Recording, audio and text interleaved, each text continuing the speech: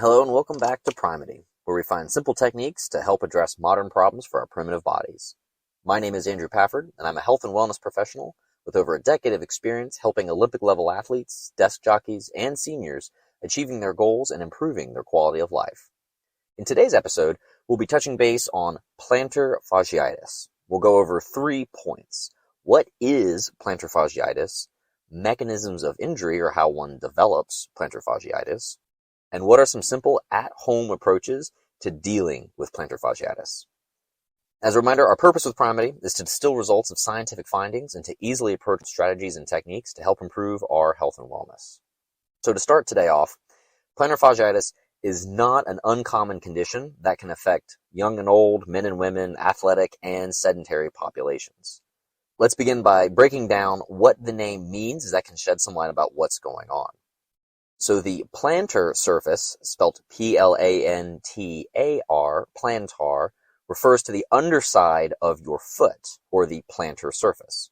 There are actually 4 layers of muscles underneath of our foot. It's the first line of shock absorption, and it has to carry us on a daily basis, so it makes sense that the foot has such layered architecture in order to support us. The fascia refers to the connective tissue that exists all over our bodies, helping to connect muscle to bone, muscle to muscle, and other surrounding tissue. Finally, the suffix itis literally just translates as inflammation. So there you have inflammation in the connective tissue in the underside of the foot is quite literally what plantar fasciitis translates to. Now, many musculoskeletal conditions are named after the symptoms or injuries, yet they don't exactly shed light necessarily on the mechanisms of injury or how one managed to go about doing themselves harm. In this case, plantar fasciitis can happen from overuse, underuse, or even simply poor posture. We'll shed light on this by understanding a tad bit more about the actual anatomy of the foot. Those 4 layers in the foot that we mentioned, 4 layers of muscle attached from the heel to the toes.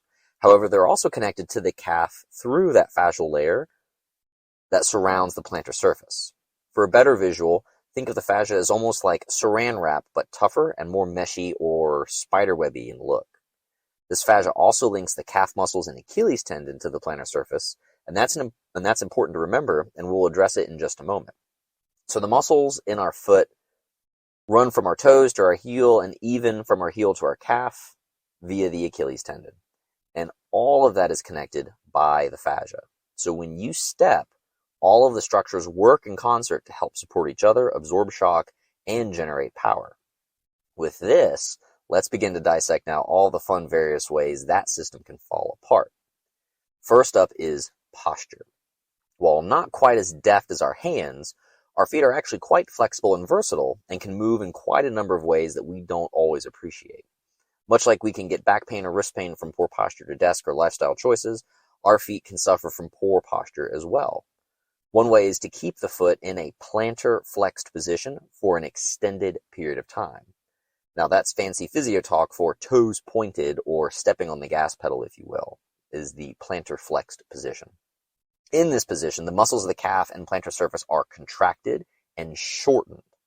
And as we discussed in episode 1 about being desk bound, we named how improper chair height can promote the foot being left in that plantar flexed position, and now we have a consequence that can arise from our poor setup.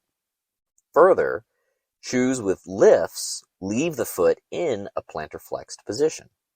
I don't think I need to tell anyone that has worn a shoe with any kind of heel for an extended period of time that it is extremely uncomfortable on your foot, and this is one big reason why. In episode 2, we talked about HRMT, the human resting muscle tension, and how our bodies will work to adopt positions that are held for an extended period of time. So by leaving that foot pointed or stepping on that gas pedal, whether by bad chair or poor shoe choice, the muscles in the foot and calf begin to shorten and adopt that new position over time. This is one reason why stretches are typically recommended or prescribed to patients with plantar fasciitis. However, that might not be as effective or could potentially even contribute to the condition, as we will soon elaborate on in a moment with our at-home approaches to dealing with plantar fasciitis. So with our new shortened muscles, We then attempt to hop up or pop off our heels and try to return to a neutral foot position. But with all those muscles being shorter, a neutral position is now difficult to achieve, and now the neutral position is effectively stretching or pulling on that soft tissue constantly, to the point of beginning to cause micro tears in the muscle, the tendons, and or the fascia, which in turn leads to the pain and discomfort. And because this postural mechanism for injury happens very slowly over time, the onset can be insidious and hard to pinpoint as a definitive root cause of the injury. Another mechanism we'll say is an active overuse injury. If postural will be more passive, though the foot is, quote, using that position, albeit it is not actively engaged. An active overuse injury would be performing something like running or jumping to the point of sustaining injury. As is the case with training, our tissue sustains damage that our bodies need to repair, and hopefully to the point that they grow back stronger. If, however, an individual were to beat themselves up more/faster than the body could recover from, it doesn't take a physiology specialist to know that at some point the damage would begin to accrue faster than it could heal until finally an injury presents, catastrophic or no. In this case, micro tears from impact and use of the plantar muscles and connective tissue are not healing adequately, and the damage is compounding to the point that normal walking could be quite painful as the inflammation begins to scale with the damage done to the foot. In both scenarios, you can imagine that once torn, that soft tissue is now compromised. Because of this, it makes it much easier to make the tear worse.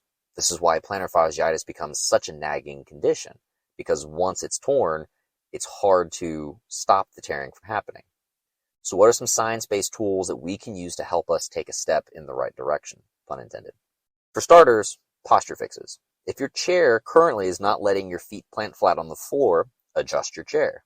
If your chair does not adjust, you can obtain a footstool, which will effectively bring the ground to you.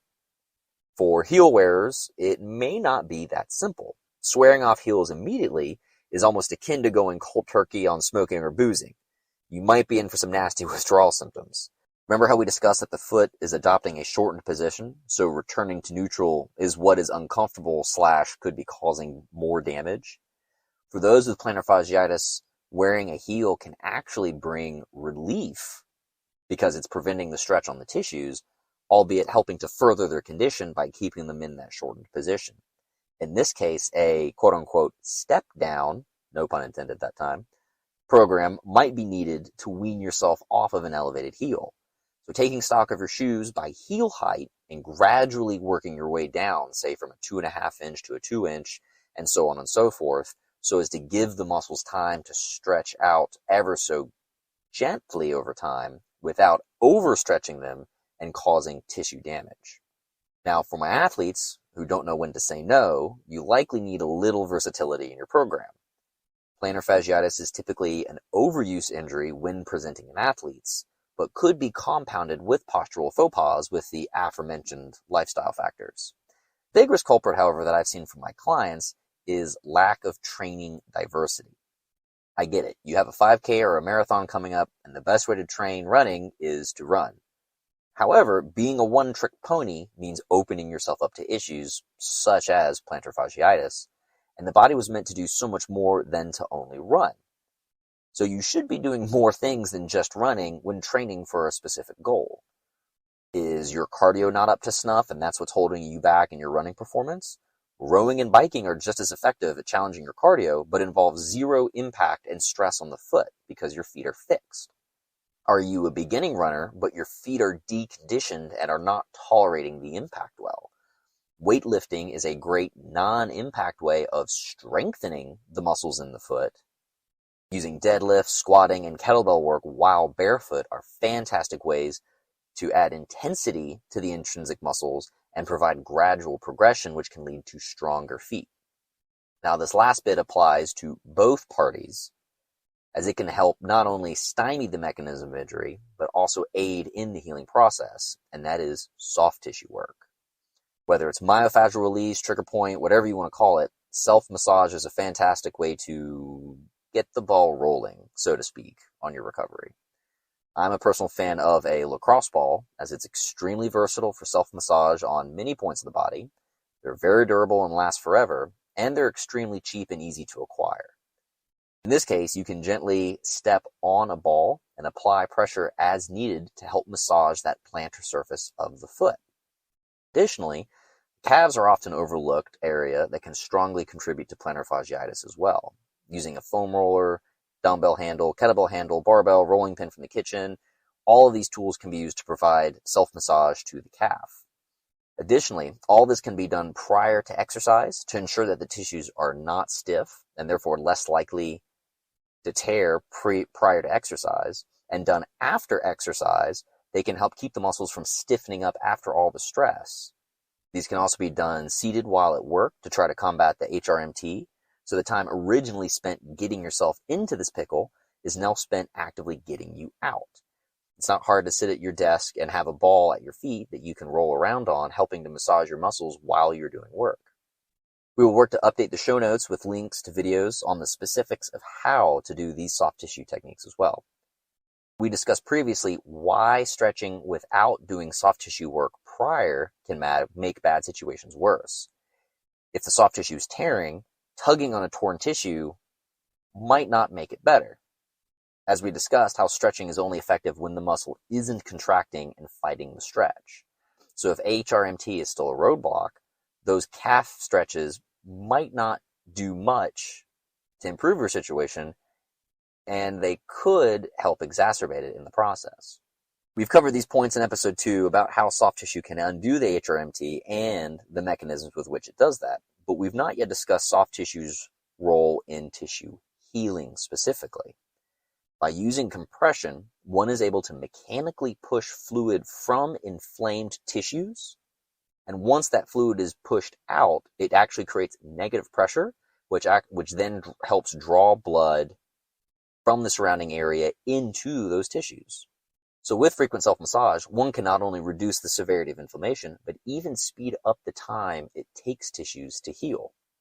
We've even attached a nice study in the show notes regarding all the gory details of the very specific mechanisms explaining why that's not just a bunch of hooey, how massage can absolutely help speed up tissue recovery. So quick recap for today. Plantar fasciitis happens when soft tissue in the foot begins to tear. Tears can happen from muscles becoming shortened, from less than ideal postural use, or even chronic overuse. Changing seated positions and footwear can stop piling on the problem, and doing soft tissue work can help begin to undo some of the damage done and promote healing. Athletes who are developing plantar fasciitis need to engage in exercise that is non-impactful so they can keep up their training while simultaneously preventing further damage to the feet, and doing soft tissue work to reduce resting tension and promote healing as well. We'll work to make instructional videos on how to do some of these soft tissue techniques, and we'll update the show notes once we've got them posted. So please send us all your health-related questions to info@primedy.org. It's PRIMEDY.org. We may not be able to respond to everyone, but your input greatly affects our topics we discuss, and we appreciate your time very much. And remember, strength comes in many forms, from without and within. So be strong to be useful. Take care.